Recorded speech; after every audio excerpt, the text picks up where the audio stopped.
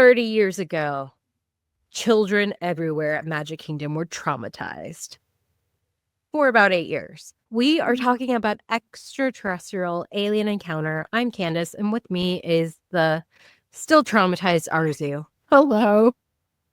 If you do not know what the Extraterrestrial Alien Encounter is, You're lucky. You're lucky. Yeah, we both said it at the same time. Arezou, I'm just going to play. I hope this does not upset you too badly. Okay.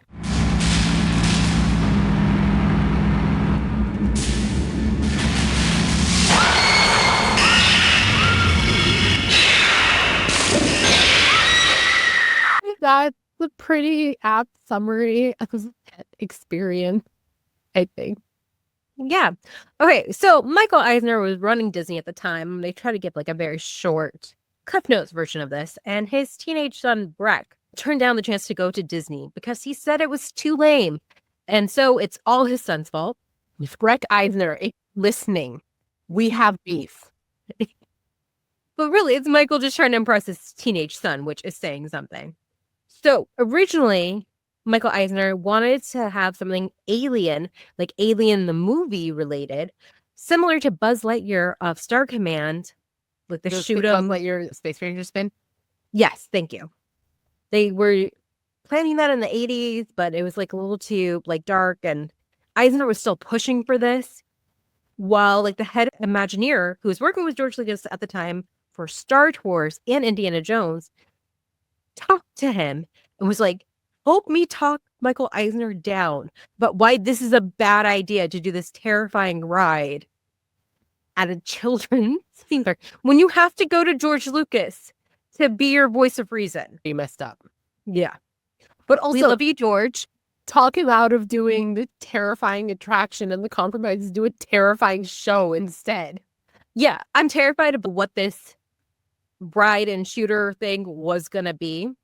But there was I think it would have been less scary as a ride, because if you're a kid and you're freaked out, you put the little gun down, you close your eyes, and you just motion it through the ride. Yeah, because ride personally. That's true. So a general rule of thumb for Disney attractions were they were supposed to be G or PG related. I went down a rabbit hole of this. Okay, so eventually Eisner and the Imagineers come up with the idea to have it replace Mission to Mars, which was very aged. Before it was Mission to Space, but then we went to space, and that made it really old. So they just did this in Magic Kingdom. The idea was to do it everywhere, but we'll get into why they didn't. And terrifying. Yes. So it took 8 years to develop. There was a soft launch in December of 1994. The original show, in my mind, was scarier. Okay. Because, so the whole premise of the original is that XS Tech, a futuristic interstellar company, is hosting an open house in Tomorrowland. Because Tomorrowland, you're supposed to be it's kind of like a little convention where you go to these different places. Pavilions. Yeah. After a very silly pre-show, which was with a robot that was originally voiced by Phil Hartman of SNL, guests are strapped into the seats in the theater, which Arezou, right? You're strapped down. You're strapped in. There's something goes over your shoulders. Yes, like one of those roller coasters. Yeah. Straps. So it would be revealed that the XS Tech was actually using humans as guinea pigs to expose them to the alien they captured. The creature would run around a bit and really scare the guests before turning against the scientists, because this creature is actually the hero. And the creature just wanted to go home. So he would disable the weapons and release the restraints, allowing the guests to escape. The creature could then be heard massacring the scientists as the guests exited into the gift shop. I think that might actually cause a fire hazard if you are okay, the restraints are lifted, everyone get out while you can, kind of thing. Yeah, I don't know what's worse. I think maybe the later iteration that I went on was ever so slightly worse, because the alien is never on your side. No, the alien is never on the sides. Michael Eisner went on this and it's not scary enough. Michael Eisner, we have beef. But when they originally did it, the Orlando Sentinel reported that people were screaming over dialogue and running for the exit. So Wow. they had to rework it a bit. So the robot that you see at the beginning is voiced by Tim Curry in this version. And Tim Curry is a bit more menacing, I would say. He's got the villain voice. Yes.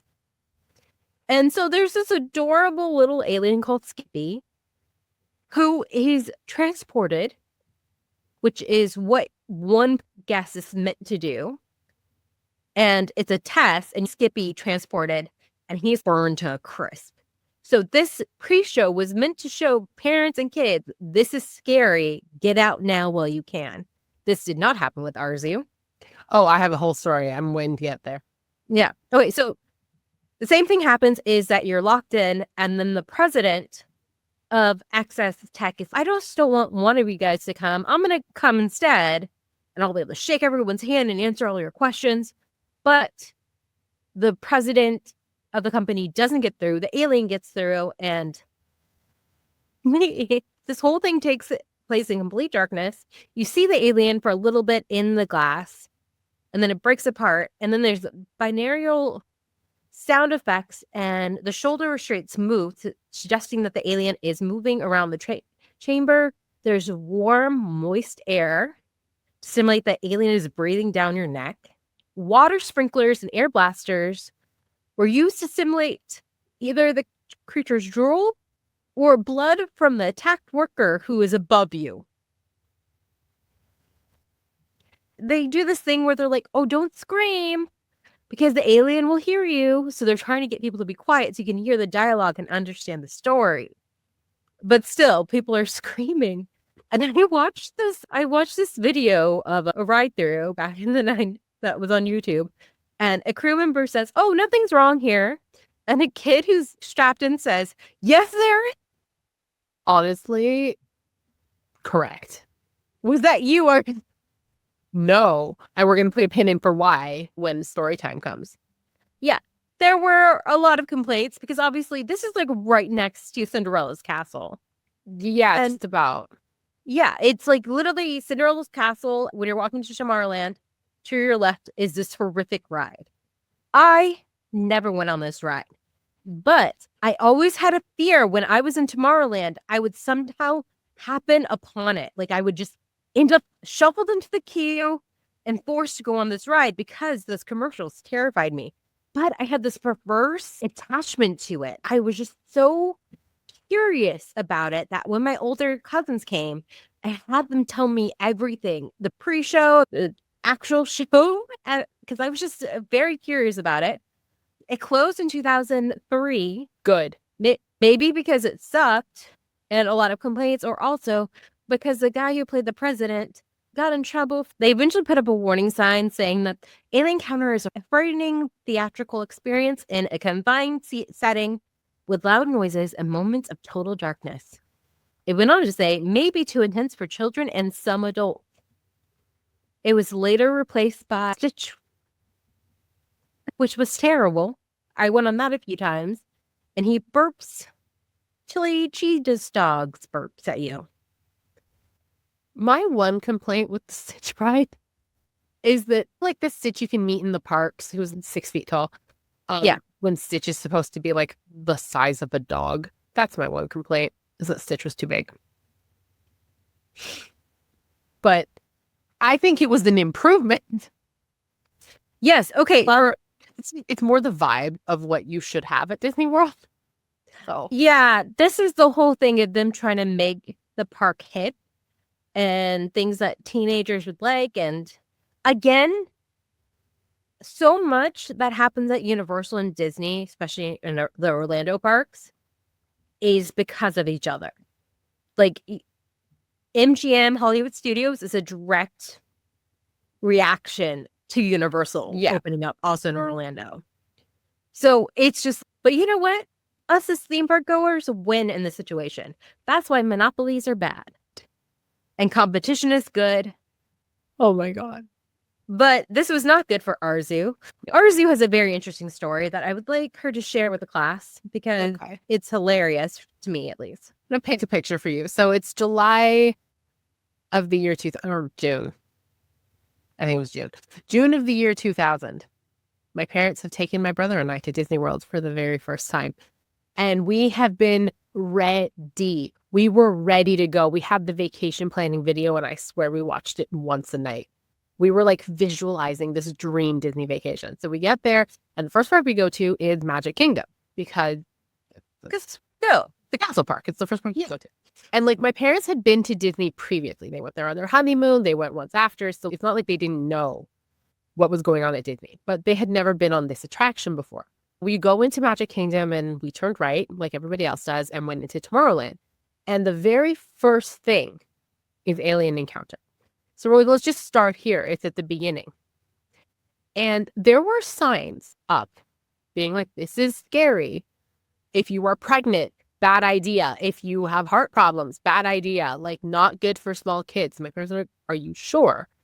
And I'm like, if it turns out to be too much, I'll just close my eyes. And I should point out, at the age of 9, I was scared of a lot of large things. I was like scared of things. Like the elephants on Jungle Cruise freaked me out. The giant animals in Small World freaked me out. This is the kind of kid I was at age 9. So there's this ride that's going to give you a heart condition. It's a bad idea. My parents are like, are you sure? And I'm like, it's going to be okay. And then my mom is saying, it's Disney. Nothing hurts you or scares you at Disney. Like, you're going to be fine. Universal, yes. We hadn't gone to Universal. And I don't think my parents had ever been. For me, so, Universal, I knew would scare me. Disney, no. Disney's supposed to be Disney doesn't scare you. Disney's not like that. So I'm like, okay. Now, there were warnings throughout, being like, it's an intense attraction. You've been warned. And throughout, I'm like, hey, I'll probably be okay. It's Disney. Like, nothing's going to hurt you at Disney. We go through the pre-show, and Skippy is there, and he's so cute. And then they've got the whole story of somebody's been beamed down to the planet, and they want to beam him back, but the alien comes back instead, is the premise. By this point, we're in the theater, and the shoulder straps have come down, and I was still convinced this was a ride. I didn't realize it was a show. And because with the straps. The only thing, the straps were only making me think that this is a show, like a ride. Because the only places that had ever buckled me in over the shoulder were roller coasters. So, okay, it's a ride. I don't know how this is going to move, but sure. The alien comes up in the tube. So for those who didn't get it from the trailer we showed, basically they beam back the wrong being from the planet. What they beam back with the alien and not the person that they meant to bring back, who pops up in this test tube, is livid at seeing all these people in the room, basically roars, the lights go out and the glass breaks, and the lights will come back on.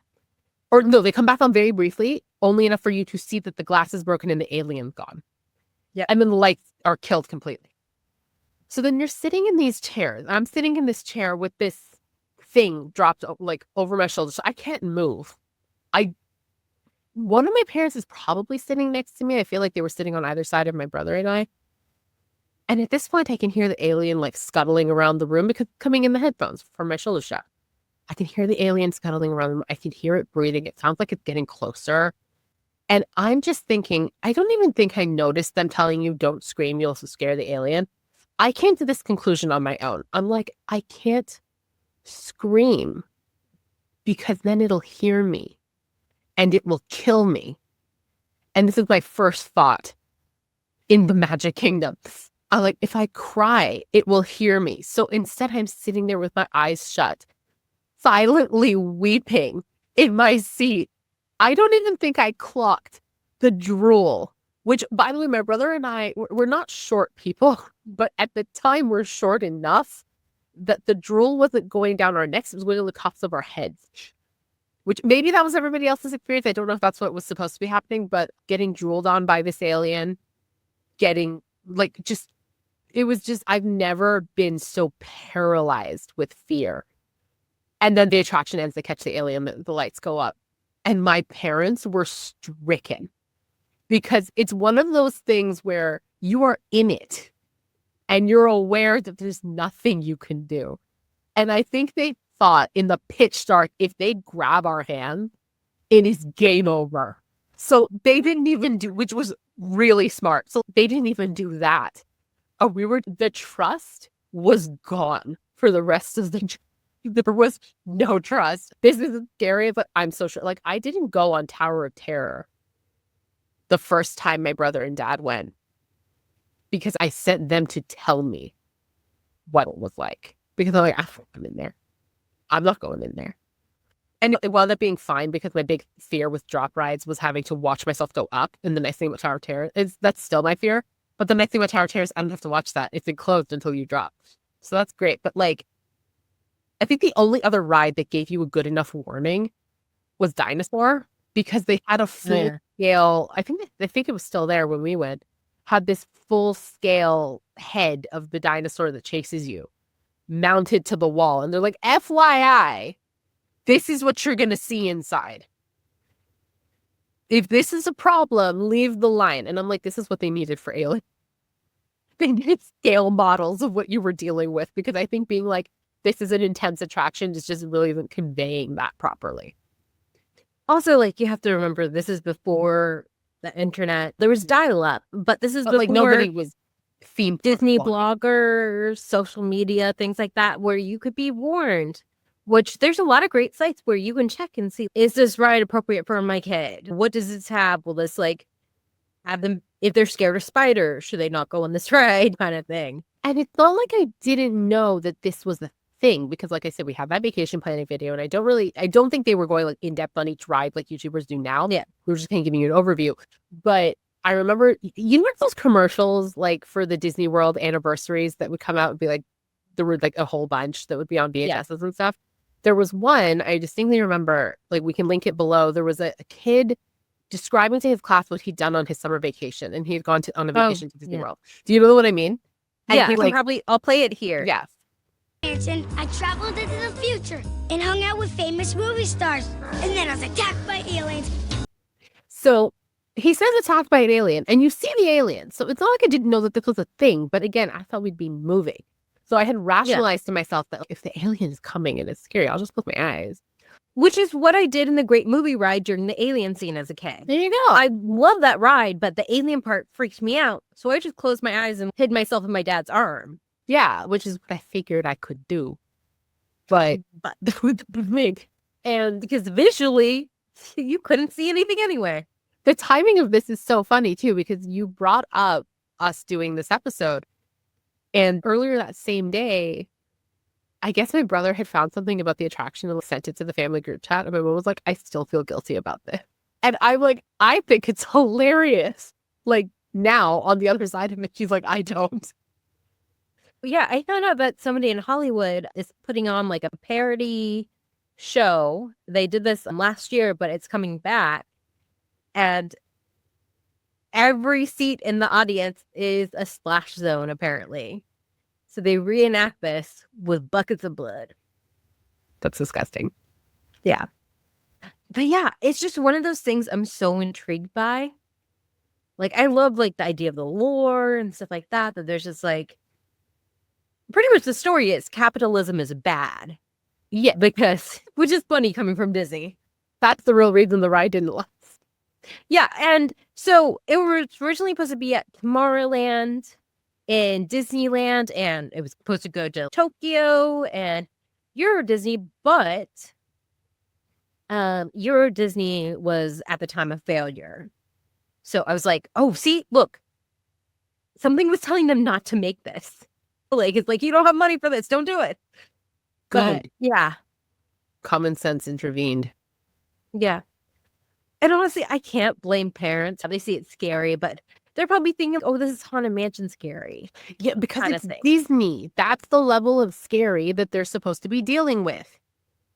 We want to know in the comments, what do you think the scariest ride at Disney is? Did you ever go on Alien Encounter? Do you wish you went on it? Let us know. But yeah, thank you, Arezou, for bringing up this childhood memory. I know it was tough. Your story needed to come out. Especially on this 30th anniversary. Damn. Yeah. I remember all the commercials when it was opening. Because living in Florida, we got a lot of Disney commercials all the time. But yeah, we hope everyone stays away from alien encounters. Unless it's consensual.